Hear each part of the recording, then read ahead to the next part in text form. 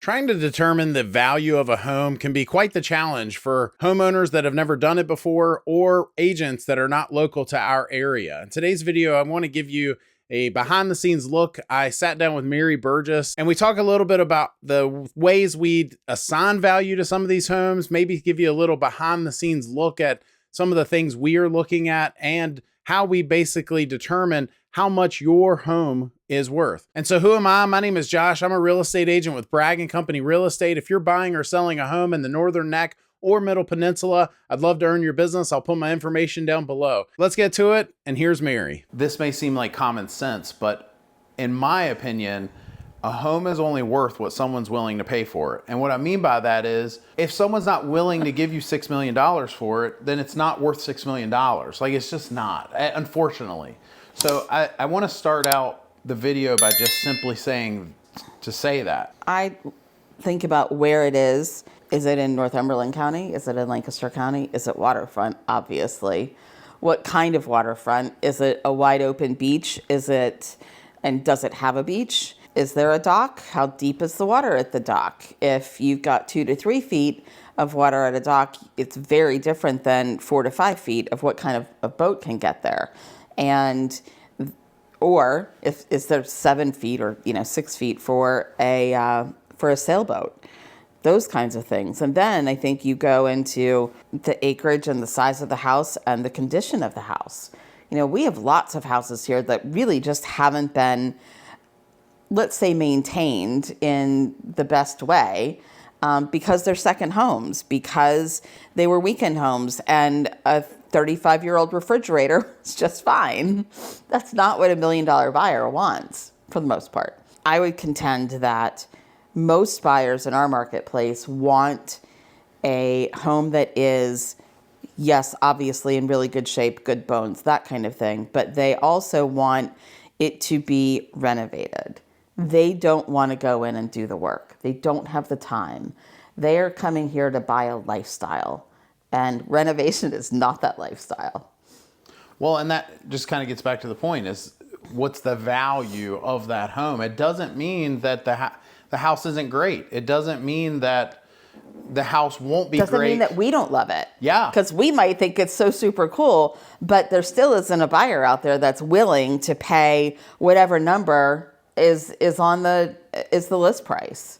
Yeah. There's been times where folks have said to me, well, but once this bathroom is renovated, this house will be worth this number. And I'm like, I get it. I agree. But people in your price point, this is what they're looking for. So that's a good point. This is what they expect. I think body of water that it's on, you already talked about depth. But it's the body of water, but it's also the ease of access to other things. Yep. We have clients who are huge fisher people. They don't want to be on Carter's Creek. They want easy access to the bay, to get to deep water, to get to, wherever the fishing grounds are that they want to be at. There are other people who simply want this lifestyle of being on Carter's Creek and being in Irvington or Weems or Whitestone or whatever. That's important to them. So the question is, what is important to you? And we need to find the buyer, because most likely your buyer, those things are important to that buyer as well. And they're going to be willing to pay for those things. I think when you go to certain cities, it's very easy to find the value of a 3-bedroom, 2-bath house in a specific neighborhood. Yeah. When a house down the street was a 3-bedroom, 2-bath house. And yes, it's a 2-story. Easy. It's 2,300 square feet. There were 6 different floor plans that were built in the neighborhood, that kind of thing. Yeah, that's super easy. I would say that water depth and view and things like that are somewhat subjective. Absolutely. No doubt. We see agents not from our area come into our area and I think do an underservice to their client because they don't understand that house is actually more valuable than what they thought, or vice versa. And now the house is going to sit because they overvalued it or whatever. They just don't understand that, for example, that body of water or that depth of water is different than, yes, they're both 3-bedroom houses. Yes, they're both 2,600 square feet, but it's not the same. A buyer is coming to the area and we might look at comps. This is sort of interesting. We might look at comps and say, We found 3 great comps on Carter's Creek, but that's not necessarily the only place that a buyer is looking. They're looking at Carter's Creek, they're looking at the Coratoman, and they might be looking on Indian Creek as well. Yeah. So we might think that the value is there because we found those comps on Carter's Creek, but the value really comes from the buyer and from that buyer's perspective. If a house is worth $1 million and you price it at $985 and you get one offer at $950, is it really worth $1 million or is it really worth $950? If you list it at $950 and you get 3 offers and they're bid up to $1,120,000 or something like that, what's the real value? I think people are worried about underpricing their home, and so they want to go high because they feel like they can drop the price and they can't go back up. And you don't want to go back up, okay? Let's be clear about that. But you're not going to underprice your property. People don't think about it in those terms at all. There are buyers in our marketplace right now.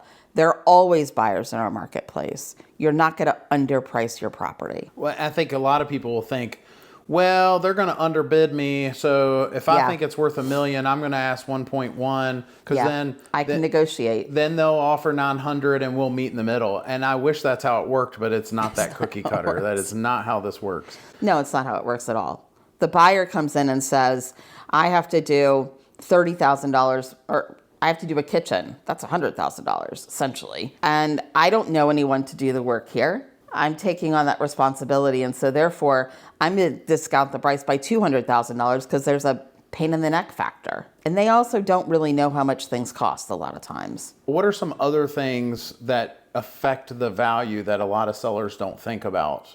One that comes to mind for me is inventory.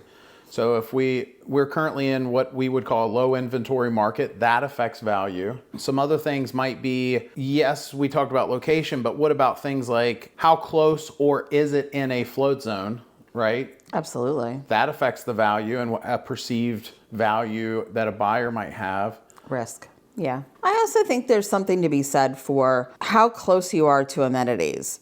There are buyers that want to come and hibernate in their house and not go anywhere all weekend.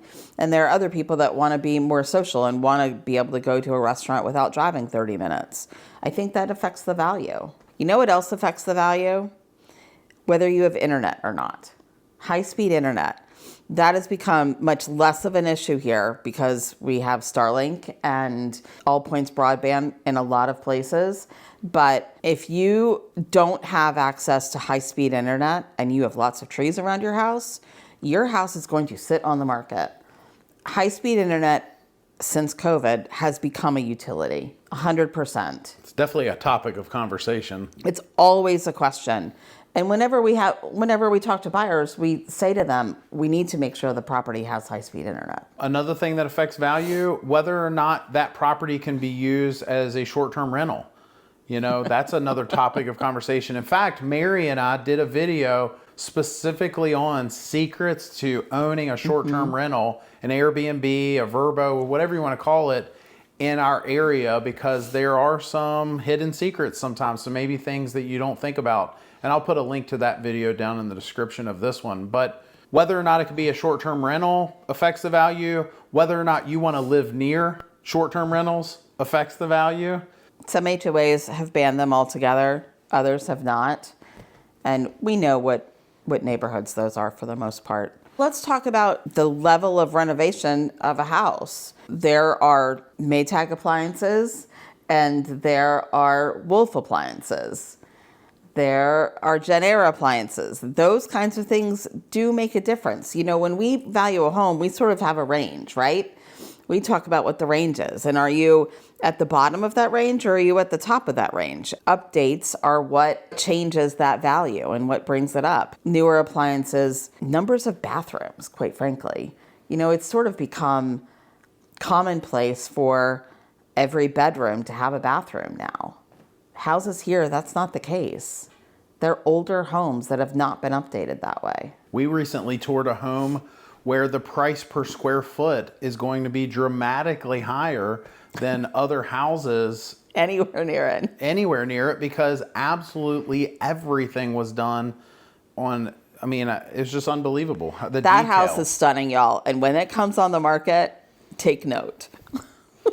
When it comes on the market, I will be doing a YouTube video on it. There will be a video about it. For, super high-end properties, I think people want to walk in and not to have to do anything. And they know that it has been, well taken care of, renovated to a certain standard, that kind of thing. Yeah. What are some other things that sellers or buyers maybe they hadn't thought about, but it does affect the value of their house? Probably privacy. We haven't really talked about that. You can have 5 acres, but when properties were subdivided in this area, they were trying to get as many lots per waterfront as possible. So you can have 5 acres, but only, your lot might look like this, okay? And you have this little bit of waterfront here, and all your acreage is back here, but your neighbors are right here. Mm-hmm. So don't equate 5 acres to being worth more, because it might not be. If your privacy isn't there, someone who's looking for 5 acres is looking for privacy, right? So if you don't really have that privacy, then that acreage is not worth as much. Another thing is the type of shoreline it is. We had a client recently, it affected his perceived value of a lot based on the type of shoreline it had. Did it have riprap? Did it have a sandy beach? Did it already have a dock? Was it a natural shoreline? Was it elevated or was it grade, Yeah, that makes a big difference. And I think that part of our job as realtors is to know that, obviously, but it's also to explain that to the buyer and to say, we are out of, this property is worth more because it is out of a flood zone. It's in flood zone X, and you don't have to spend $150,000 rip-wrapping the shoreline. There is something called a natural shoreline now that is regarded as the gold standard of what you should do with your shoreline, quite frankly. And there's programs in place to help you pay for that? Yes. You have to call us to get all the details because it could change. And another video idea. Yeah, when you see this video, maybe we'll do a video on that in the future, what that looks like. What about the distance from the house to the water, and how easy is it to get from the house to the water? Is it a really long, steep staircase that gets you down to water level? Stairs. Stairs, yes. Lots of stairs. Is the lot something that is just gently slopes to the dock, and it's easy to bring your cooler down to your boat to go out for the day? Or is it something that you want some other piece of equipment to carry the cooler down and certainly back up at the end of the day? That's a big deal, honestly. How about neighboring properties? I showed a house not long ago where just simply the look of the neighbor's home, and I'm not going to get any details, but, they just said, I don't want to live near that. I don't want to live near those folks. Or even driving through it to get to your house. Yeah.